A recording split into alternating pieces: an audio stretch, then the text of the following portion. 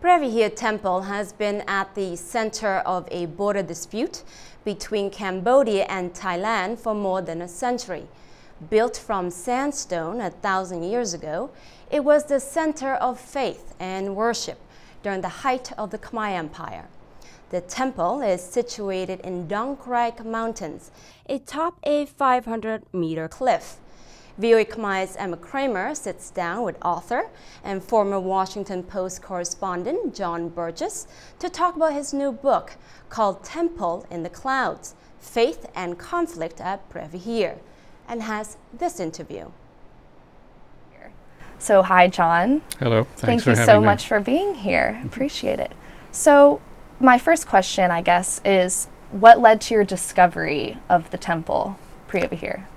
Well, I first went there in 1974 as a journalist during the Cambodian Civil War. And like almost everyone who visits the place, I came away just enchanted with it. It's at the top of a 1,500, 1,600-foot cliff you can see for many, many miles, and you're surrounded by this incredible heritage of the Khmer civilization of 1,000 years ago. Preah Vihear is actually 5 temples arrayed along an avenue that runs up a gently rising hillside, each temple holier than the one before it, and then you get to the cliff top, which is basically the Holy of Holies. So it is an amazing place and makes an impression on everyone who goes there. Wow, that's awesome. So you saw it in '74, yes, and you are just now coming out with this book. Why the huge time gap, I guess, between the two? Well, there were many years where the temple was inaccessible because it was caught in the middle of the Cambodian Civil War. But I went back in 2010 after the place had reopened, and you could get there without too much trouble from Cambodian side. And again, I was just struck all over again about what an amazing place this was. Right. And I was looking for a subject for a new book, and suddenly it dawned on me, it's sitting right here. There's ancient history, there's modern history, and it's all quite well documented if you take the trouble to dig it out. Right. So that trip kind of inspired you to do this book. That's right. The trip came at a time when Thailand and Cambodia were again at odds with each other over this temple. There had been some fighting at the temple 2 years before we were there. And so it seemed a particularly good time to write a book that, in its small way might, in the long term, help find a solution to this problem by bringing the facts together into one book. Right. Newsworthy. So was there a particular moment that made you realize while you were there, I guess in your research, that like this is what people deserve to know about this history and the kind of trouble that there's been between Cambodia and Thailand? Well, I wouldn't say a particular moment, but I went to quite a few places. Cambodia, Thailand, the temple itself, the Library of Congress, various libraries and archives in France. And along the way, it just kept getting underlined to me that this was a place that was very important in the basic historical heritage of this place, and had played such an interesting role in modern times, in the Cold War, in the Cambodian Civil War, and today in these troubled relations between the two countries. Very nice. So why France?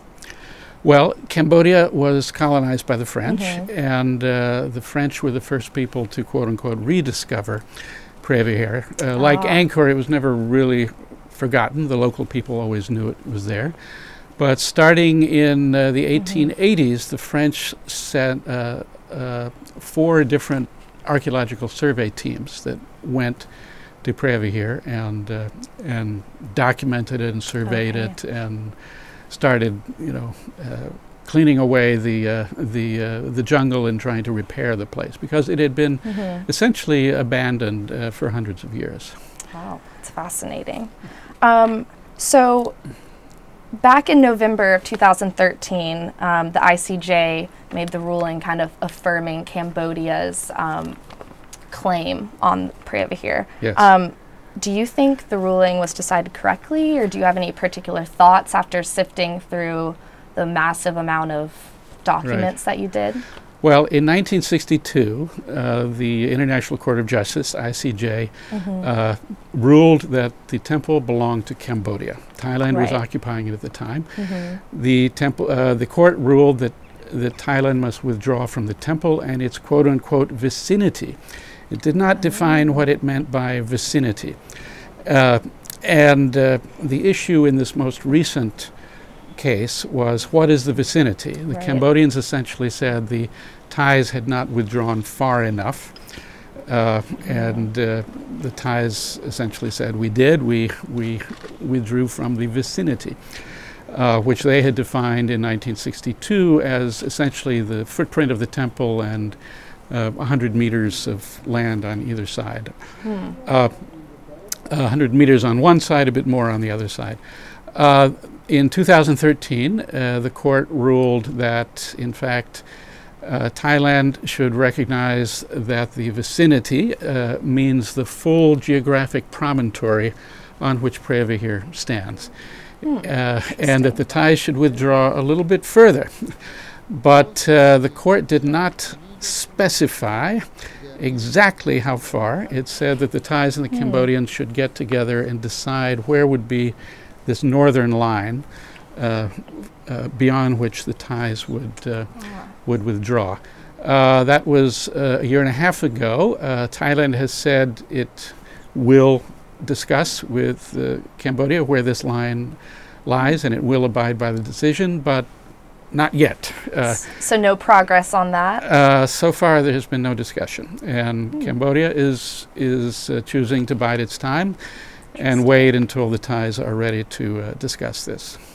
So I guess looking into the future, how do you think that discussion is going to go? Well, hard to predict the future, but certainly things are looking a lot better than they have.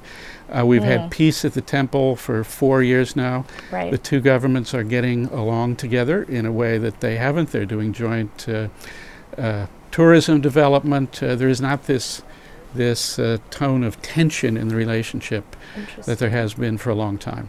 But this issue is a very emotional issue on both sides, and when the two sides do come together to negotiate, it's going to take some real patience and compromise on both sides, I would think. Right. So why the huge amount of tension over this temple? Like, I understand it's beautiful and atop this great cliff, but there has to be something else going on here. Well, in Cambodia, the temple is seen as a key part of the glories of the Khmer Empire. Right. Anyone who visits it will recognize that.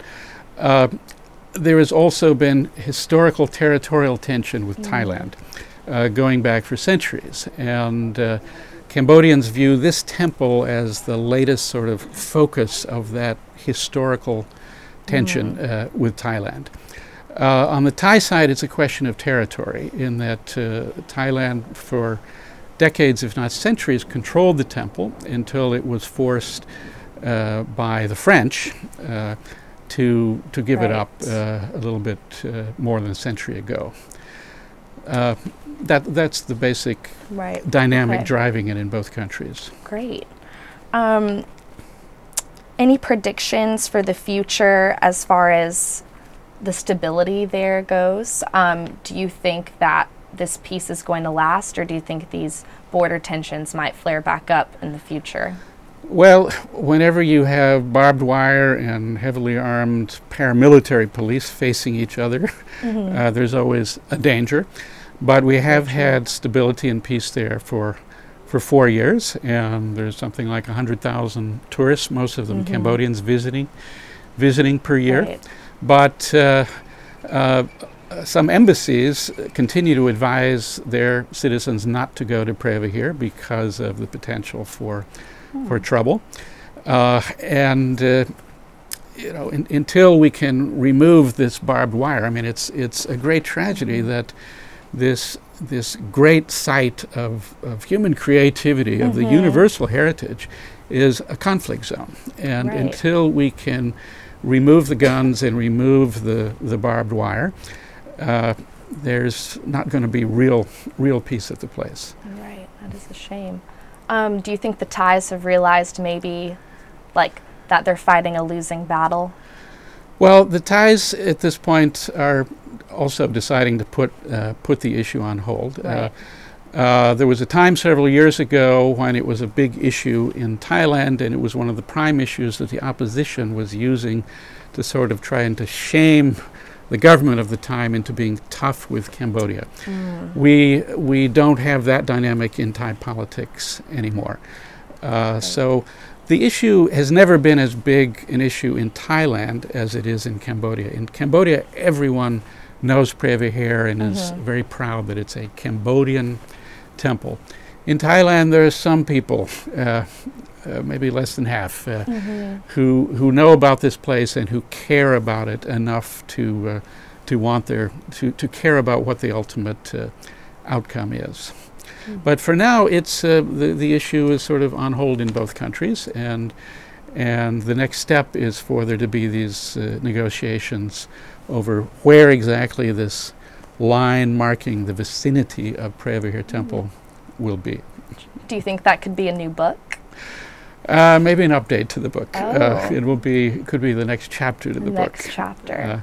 My book goes as far as the ICJ hearings of 2013. Right. But this place has an amazing history, and we have not seen the last chapter of that history, whatever it may be. I'm excited to see what it is. Any current projects that you're working on? Well, I write history and I write historical fiction, and I'm working on a novel set at Preah Vihear in the 12th century.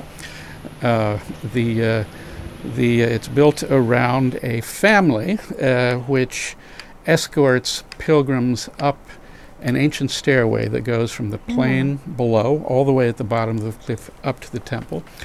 A family who has this sort of hereditary function of escorting pilgrims up this very, very steep stairway, which is still there but mostly in a ruined state.